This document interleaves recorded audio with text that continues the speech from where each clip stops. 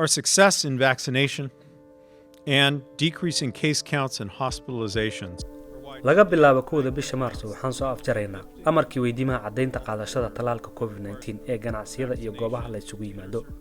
maadaama aan guulo weyn ka gaarnay talaalka COVID-19 hoosna u dhaceen kiisaska iyo dadka isbitaalada la dhigo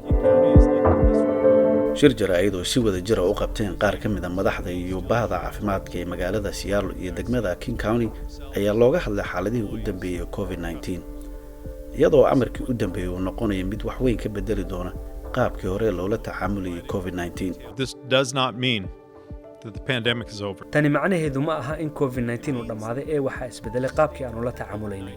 We are also announcing sidoo kale laga bilaabo bisha Maarso shaqaalaha degmada iyo kuwa magaalada Seattle si rasmi ah ay xafiisyada ugu noqon doonaan. Today, nearly 80% maanta ku dhawaad 80% dad ku dhaqan degmada King County si buuxda ayay talaalka u qaateen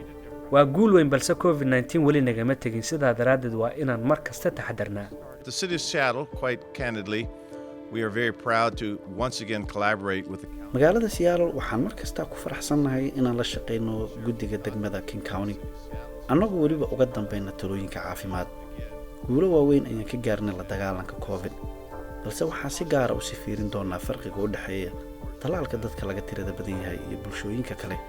annagu waliba gelin doona dadaal dheer we need to continue to limit the waxaan u baahanahay inaan sii wadno xakamaynta COVID-19 innaga oo ka faa'iideysanayna agabyada casriga ah ee aan haysanno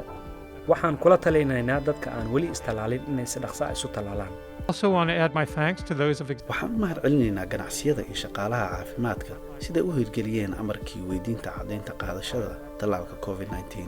sidoo kale waxaan u mahadcelinaynaa bulshada King County iyo dadaalkoodii la dagaalanka COVID-19